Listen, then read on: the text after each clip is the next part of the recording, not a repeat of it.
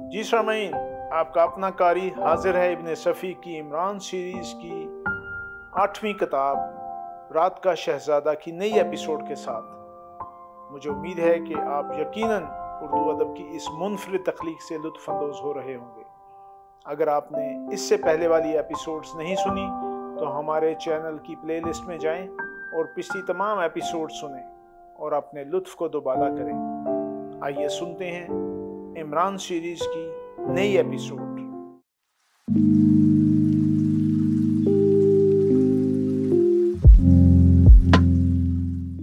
ये दूसरी शाम की बात है।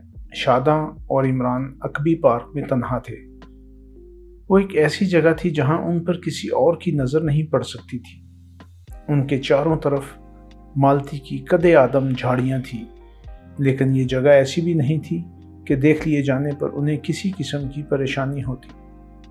यहाँ सिंचाई के लिए एक बहुत बड़ा हाउस बनाया गया था और इसमें कंवल तैरते रहते थे। हंसों का एक जोड़ा भी रहता था जिसके पर काट दिए गए थे। बहरहाल ये जगह बड़ी पुरफज़ा थी, मगर मालती की खुदरू झाड़ियों ने इसके गिर्द अहाता कर रखा था, इसलिए बादिए नज़र में ये हिस्सा पार्क से गैर मुतल्लक मालूम होता था। इस हाउस की गहराई कितनी है? इमरान ने पूछा। मैं नहीं जानती। क्यों? शादा ने बोली। काश ये इतना गहरा होता कि मैं डूब सकूं। तुम बिल्कुल गधे हो क्या? नहीं तो। बिल्कुल गधा तो पहली बार आप कह रही हैं, वरना आमतौर पर लोग बिल्कुल उल्लू कहते हैं, और वाले साहब तो कभी कभार उल्लू का पट्ठा भी कह दिया करते थे। खैर, इसे छोड़िए, मेरी बात का जवाब दीजिए। आप मुझसे मोहब्बत करेंगी या नहीं? इससे पहले भी तुम्हें किसी न किसी से मोहब्बत करने का इत्तेफाक ज़रूर हुआ होगा। शादा अपना ऊपरी होंठ भींच कर बोली। नहीं, इमरान ने संजीदगी से कहा। कभी नहीं। पहली बार दो रूहों का वो होता है, क्या कहते हैं, मिलाप। और क्या कहा जाता है? मुझे नहीं मालूम, मैंने कहीं पढ़ा था, इस वक्त याद नहीं आ रहा। मेरा एक दोस्त कह रहा था कि बाज़ लोग जुदाई की रातों में तारे गिनते गिनते अकाउंटेंट बन जाते हैं। शादा बेसाख्ता हंस पड़ी। आप मेरी लाश पर भी हंसेंगी, इमरान ने गुलूगीर आवाज में कहा। शादा यक बेयक संजीदा हो गई। उसकी पेशानी की वो तकब्बर आसार शिकल इस वक्त न जाने कहाँ गायब हो गई थी, जिसकी बिना पर बाज़ लोग उससे मुखातब होने की भी हिम्मत नहीं कर सकते थे। आखिर उसने सर झुकाए हुए दबी आवाज से कहा, इसका अंजाम सोच लिया है? हाँ, मैंने सब कुछ सोच लिया है। शादा खामोश हो गई और इमरान बुड़बड़ाता रहा।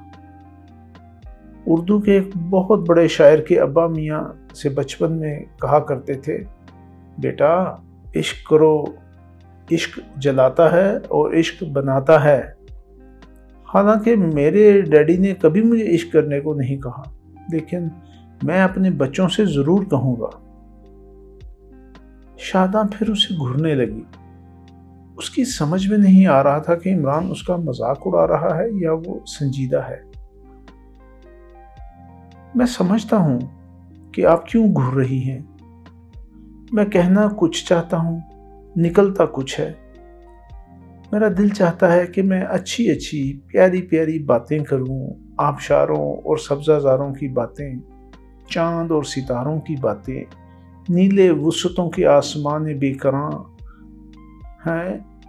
इमरान खामोश हो गया, फिर आहिस्ता से बोला, नहीं याद आता कि और क्या कहता था मुझे। बस मैं आपसे मोहब्बत करता हूँ।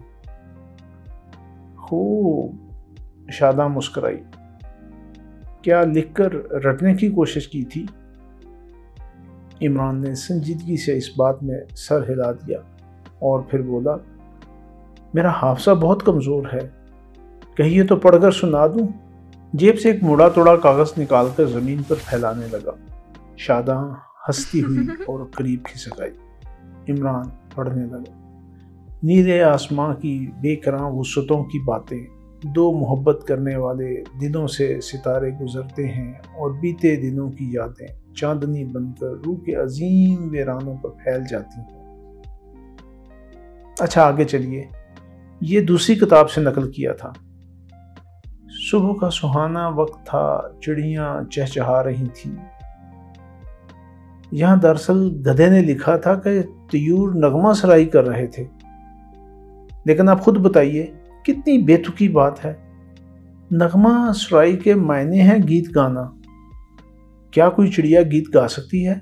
यानी कि मान मेरा एहसान अरे नादान कि मैंने तुझसे किया है प्यार। हरगिज नहीं गा सकती। खुदा इस झूठे का बेड़ा गर्क करे, भोली भाली पब्लिक को उल्लू बनाता है। कौन? शादा ने हंसकर पूछा। वही मुसन्नफ। इमरान कागज के पुर्जे उड़ाता हुआ बोला। हाँ तो आप क्या कहती हैं, मुझसे मोहब्बत करेंगी या नहीं? आप बातें करते हैं या लठ मारते हैं? शादा झुंझला कर बोली। इमरान ने एक तवील सांस ली और सर पकड़कर बैठ गया। शादा उठकर जाने लगी। इमरान ने लपक कर उसके हाथ पकड़ लिए। मैं मर जाऊंगा, इमरान गड़गड़ाया। तुम बुद्धू हो। शादा हंसी से दोहरी हो गई। क्लिक, एक हल्की सी आवाज आई और शादा उछलकर पीछे हट गई। कोई यहां कोई था, वो आहिस्ता से बोली। होगा, इमरान ने लापरवाही से कहा। दो मोहब्बत करने वालों पर फरिश्तों का साया होता है, अल्लाह मालिक है। तुम्हारा दिमाग खराब है, शादा ने कहा और उधर ही बढ़ती चली गई जिधर से आवाज आई थी। इमरान भी उठा और उसके साथ साथ चलने लगा, मगर नजदीक और दूर कोई भी नहीं था। दाऊद साहब बहुत शक्की आदमी हैं, शादा ने आहिस्ता से कहा। ज्यादा गड़बड़ करेंगे तो मैं उन्हें कत्ल कर दूंगा, इमरान ने इंतहाई संजीदगी से कहा। ओहो, शादा उसे गौर से देखने लगी।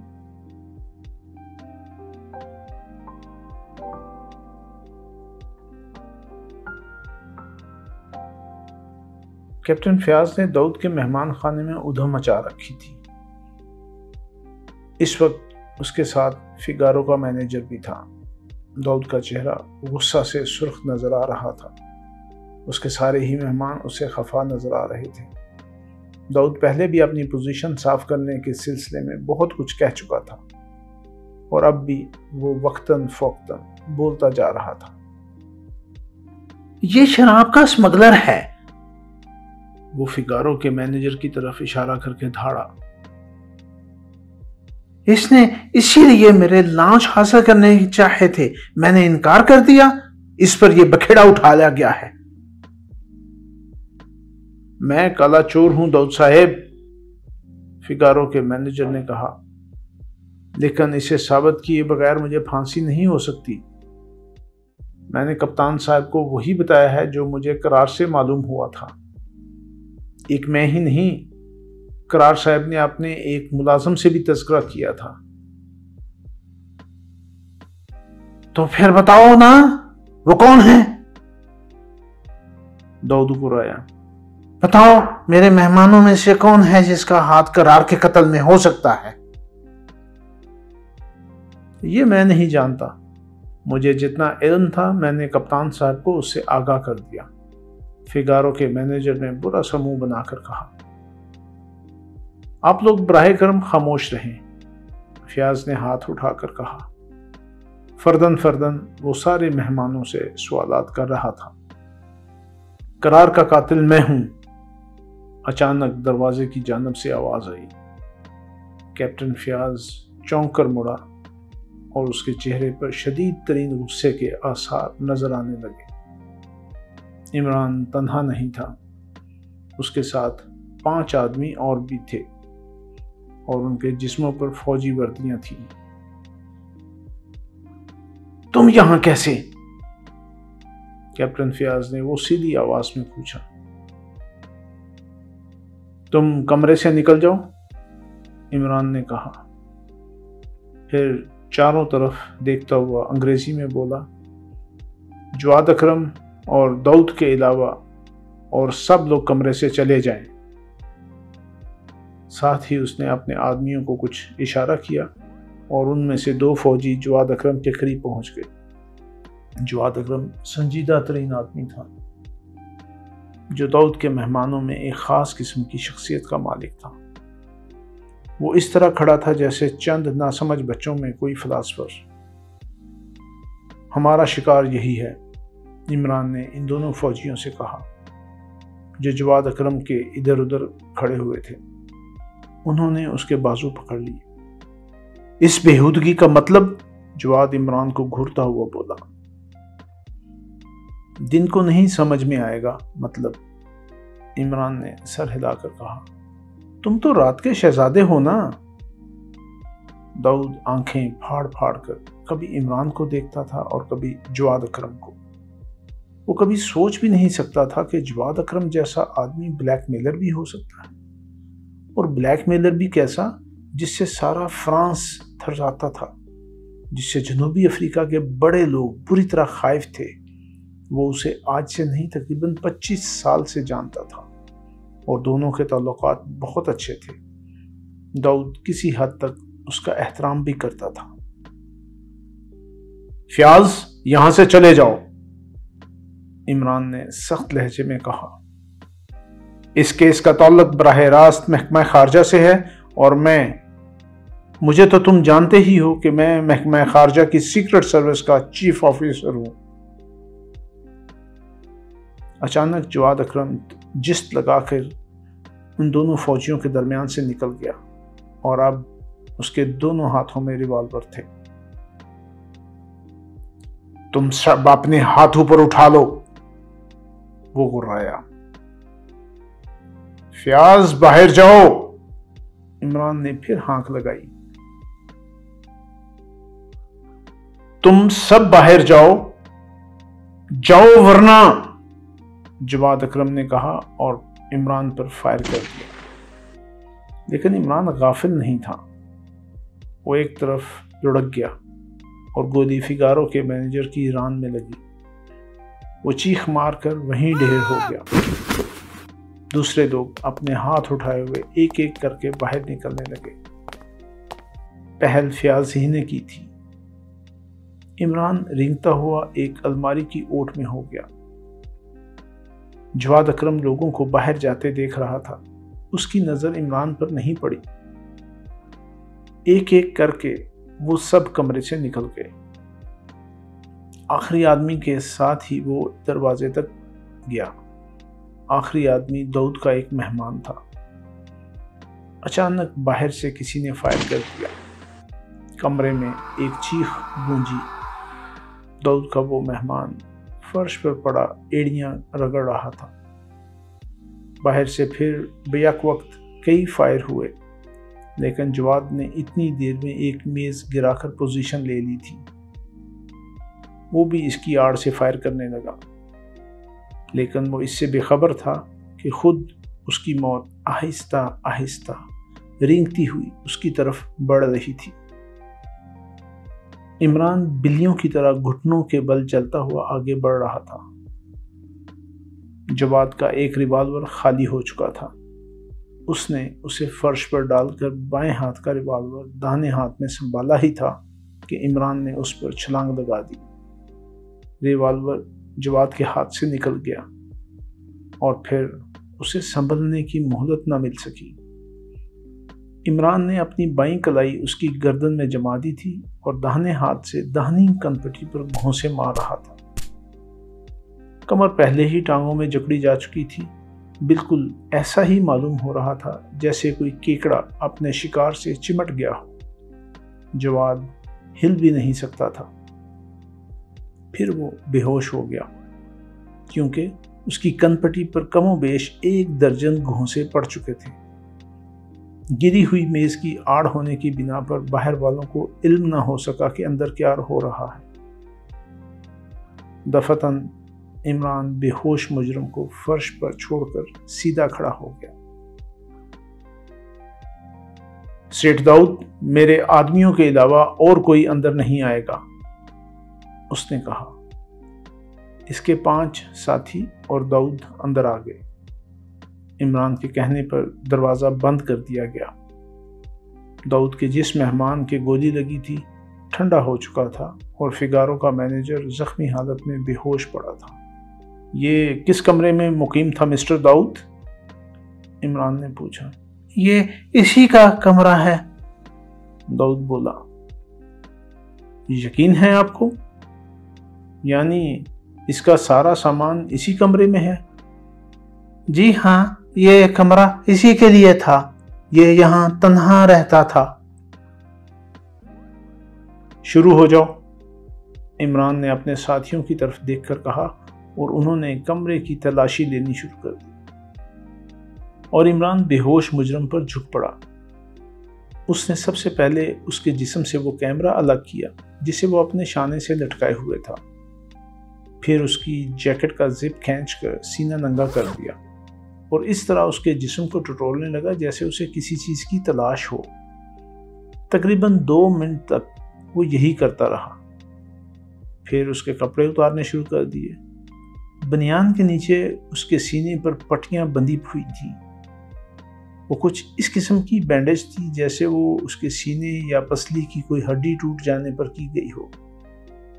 جب وہ پٹیاں اس سے نہ کھلی تو وہ انہیں قلم تراش چاقو سے کاٹنے لگا۔ داؤد بے حس و حرکت کھڑا سب کچھ دیکھ رہا تھا۔ کبھی اس کی بے چین اور خوفزدہ آنکھیں تلاشی لینے والوں کی طرف اٹھ جاتی اور کبھی عمران کی طرف، اور پھر اچانک ایسا معلوم ہوا جیسے وہ بے ہوش ہو کر گر جائے گا۔ ایسا ہو بھی جاتا، مگر اس نے بڑی پھرتی سے گری ہوئی میز کا گوشہ تھام لیا تھا۔ اس کی وجہ شاید وہ لفافے تھے جو بے ہوش مجرم کے سینے پر بندھی ہوئی پٹیوں کے نیچے سے برآمد ہوئے تھے۔ یہ واٹر پروف کپڑے کے سر بمہر لفافے تھے اور ان کی تعداد 5 تھی۔ ہتھکڑیاں کس کے پاس ہیں؟ عمران نے اپنے آدمیوں کو مخاطب کیا۔ میرے پاس، ایک نے کہا۔ ہتھکڑیاں لگا دو اور اسے یہاں سے لے چلو، عمران بولا۔ اور یہ لاش، یہ زخمی، ان کے لیے کوتوالی فون کر دو۔ تلاشی کے لیے صرف 2 آدمی کافی ہیں، کیپٹن ریڈ اور لیفٹیننٹ خان، تم ٹھہرو گے۔ بہتر جناب۔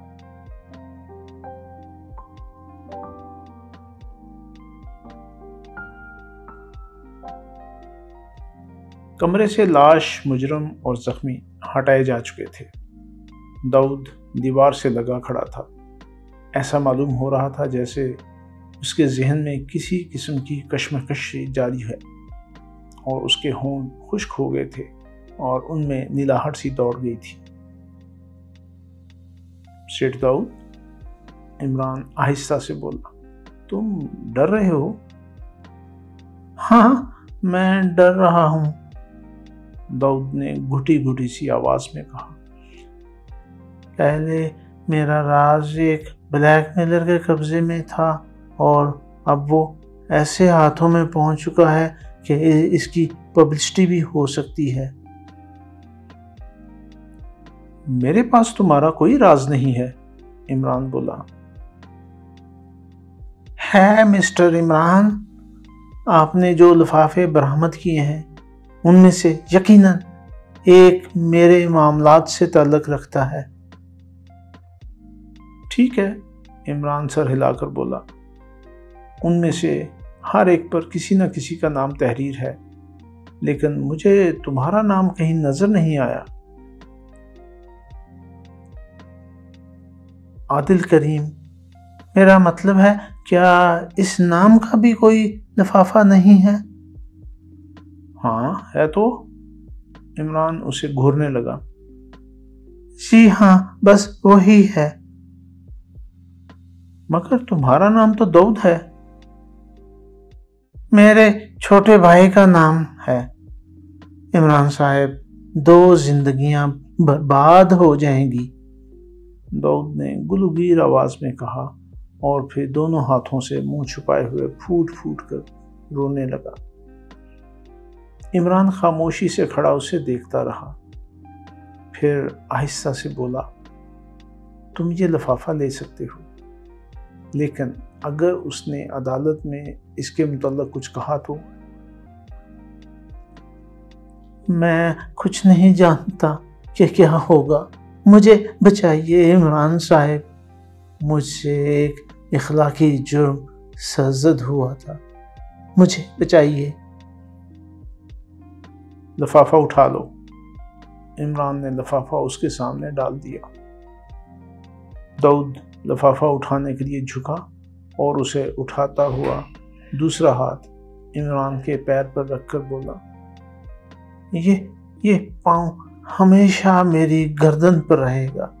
میں نے اس لفافے کی قیمت 3 لاکھ لگائی تھی، وہ رقم ہر وقت آپ کی ہے۔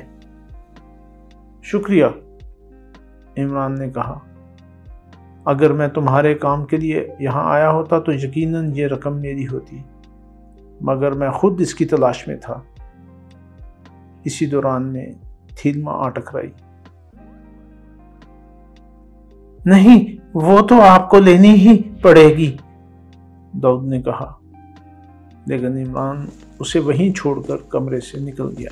جناب، عمران سر سلطان سے کہہ رہا تھا، اب میرے پاس 3 لفافے اور ہیں، وہ بھی یہیں کی 3 بڑی شخصیتوں سے تعلق رکھتے ہیں، یعنی ان پر ان کے نام اور پتے درج ہیں۔ جس طرح میں نے آپ کے نام کا لفافہ کھولے بغیر آپ کے سپرد کر دیا، اسی طرح انہیں بھی، مگر نہیں، بہتر یہی ہے کہ میں انہیں نظر آتش کر دوں۔ مجھے ان سے کوئی سروکار نہیں، جو تمہارا دل چاہے کرو، سر سلطان بولے۔ مگر عمران، تم نے اسے پکڑا کیسے؟ یہ نہ پوچھئے جناب، تو بہتر ہے۔ مجھے اس کے لیے ایک بہت ہی ذلیل قسم کی حرکت کرنی پڑی۔ یعنی؟ اوفو، آپ پوچھ کر ہی رہیں گے، لیکن اگر کہیں والد صاحب کو اس کا علم ہو گیا تو وہ مجھے آنکھ ہی کر دیں گے۔ بتاؤ، نہیں تو مارتا ہوں چانٹا۔ مجھے داؤد کی بیوی سے وہ کرنا پڑا تھا۔ کیا؟ وہی، کیا بکتے ہو؟ جی ہاں، عشق، عمران شرما کر بولا۔ پتہ نہیں یہ ایکٹنگ تھی یا حقیقت۔ کیا مطلب؟ بلیک میلر ہر وقت مواد کی تلاش میں رہتا ہے، میں نے سوچا کیوں نہ اسی لائن پر تجربہ کیا جائے، لہٰذا میں نے داؤد کی بیوی میں دلچسپی لینی شروع کر دی، اور ساتھ ہی اس کا جائزہ بھی لیتا رہا کہ ہم دونوں میں کون زیادہ دلچسپی لے رہا ہے۔ پینگیں بڑھتی رہیں اور ایک آدمی سائے کی طرح ہم دونوں کے پیچھے لگا رہا۔ یہ جواد اکرم تھا۔ پھر پرسوں اس نے چھپ کر ہم دونوں کی تصویر لے ڈالی، جس میں ہم دونوں بظاہر مشتبہ حالت میں نظر آتے ہیں، لیکن حقیقت صرف اتنی تھی کہ میں نے اس کے ہاتھ پکڑ لیے تھے اور وہ ہنستے ہنستے دوہری ہو کر مجھ پر جھکائی تھی۔ یہ تصویر اس کے لیے بڑی منافعت بخش ثابت ہوتی۔ وہ داؤد کے ساتھ ہی ساتھ اس کی بیوی کو بھی بلیک میل کر کے بڑی بڑی رقمیں اینٹھنا شروع کر دیتا۔ بہرحال میں اس سے واقف تھا کہ تصویر لینے والا جواد اکرم ہی تھا، کیونکہ وہ شروع ہی سے ہمارا تعاقب کرتا ہوا جھاڑیوں تک پہنچا تھا۔ پھر عمران نے اپنے اس عشق کی داستان تفصیل سے دہرائی اور خاموش ہو گیا۔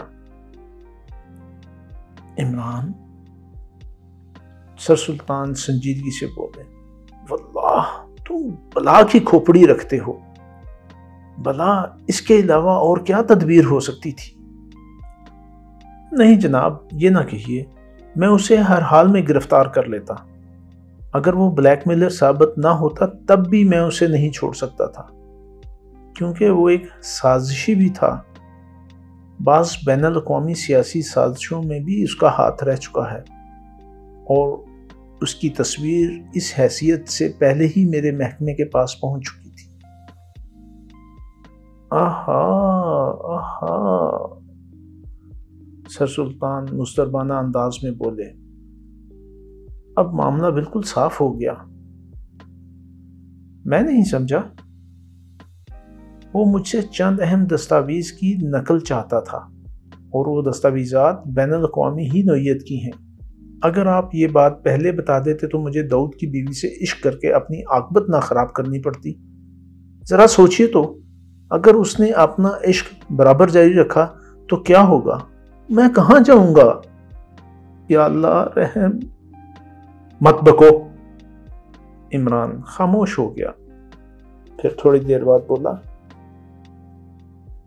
حقیقتاً قرار اسے پہچانتا تھا، ورنہ جواد اسے قتل نہ کرتا۔ اس طرح اس نے ایک تیر سے دو شکار کیے۔ ایک طرف ایک ایسے آدمی کو قتل کر دیا جو اسے پہچانتا تھا، اور دوسری طرف آپ کو خوفزدہ کر دیا، یعنی یہ ظاہر کرنا چاہا کہ اگر اس کا مطالبہ پورا نہ کیا گیا تو وہ سب کچھ کر گزرے گا۔ ظاہر ہے جو آدمی دن دہاڑے ایک آدمی کو قتل کر کے آپ کے پائیں باغ میں ڈال جائے وہ آپ کے لیے بھی خطرناک ہو سکتا ہے۔ اس طرح اس نے آپ پر اپنا رعب بٹھانا چاہا تھا۔ پھر فگارو کے مینیجر کو فون کرانے کا مقصد اس کے علاوہ اور کچھ نہیں ہو سکتا تھا کہ وہ قرار کو تلاش کرتا ہوا آپ کے بنگلے تک آئے۔ اتنی دیر میں لاش یقیناً دریافت کی جا چکی ہوگی، اور وہ اپنے بیان میں یہ کہے کہ قرار نے اسے آپ ہی کے بنگلے سے فون کیا تھا۔ آپ بری طرح پھنس جاتے جناب، اور الو والی بات تو آپ کسی سے کہہ ہی نہ سکتے، کیونکہ اس کے پاس آپ کے خلاف کوئی ٹھوس قسم کا مواد موجود تھا۔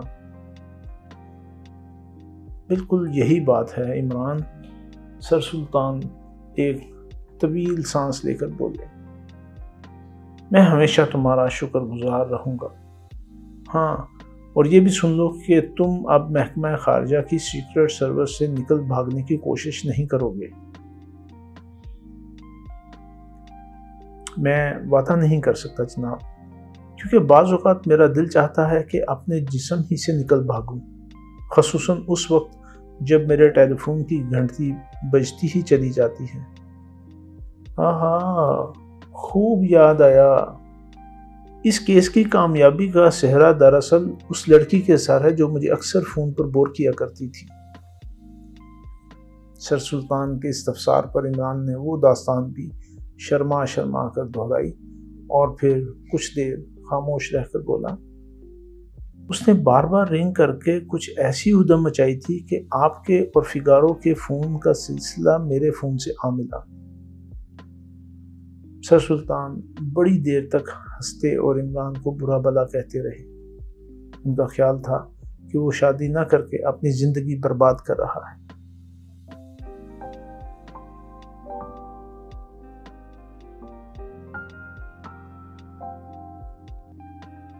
داؤد اکرم کو کبھی بھی معلوم نہ ہو سکا کہ عمران نے جواد اکرم پر کس طرح قابو پایا تھا۔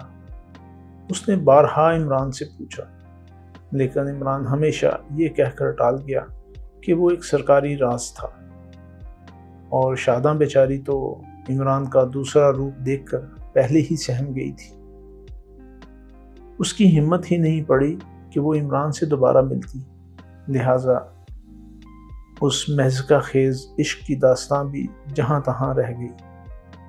البتہ وہ نامعلوم لڑکی اب بھی عمران کو فون پر بور کرتی رہتی ہے، اور عمران کا خیال ہے کہ اگر اس نے کچھ دن اور چھیڑ چھاڑ جاری رکھی تو وہ پاگل ہو کر کتوں کی طرح بھونکنے لگے گا، کیونکہ اکثر وہ اس کے کاموں میں بھی حارج ہونے لگی ہے۔ ویسے اب عمران نے بھی ایک نئی حرکت شروع کر دی ہے۔ اس نے ایک کتے کا پلہ پال لیا ہے۔ جب بھی اس نامعلوم لڑکی کا فون آتا ہے وہ کتے کے پلے کا منہ ماؤتھ پیس کے سامنے کر کے اس کی دم اینٹھ دیتا ہے۔ जी सामीन, आपने इमरान सीरीज़ की नई एपिसोड सुनी। मुझे यकीन है कि आप ज़रूर इससे महसूस हुए होंगे। आपका कारी आपसे इजाज़त चाहता है, मगर जाने से पहले हमारे चैनल को ज़रूर सब्सक्राइब करें, अपने दोस्तों और दीगर हल्का अहबाब में भी इसे शेयर करें। मिलते हैं कुछ देर के बाद नई एपिसोड के साथ।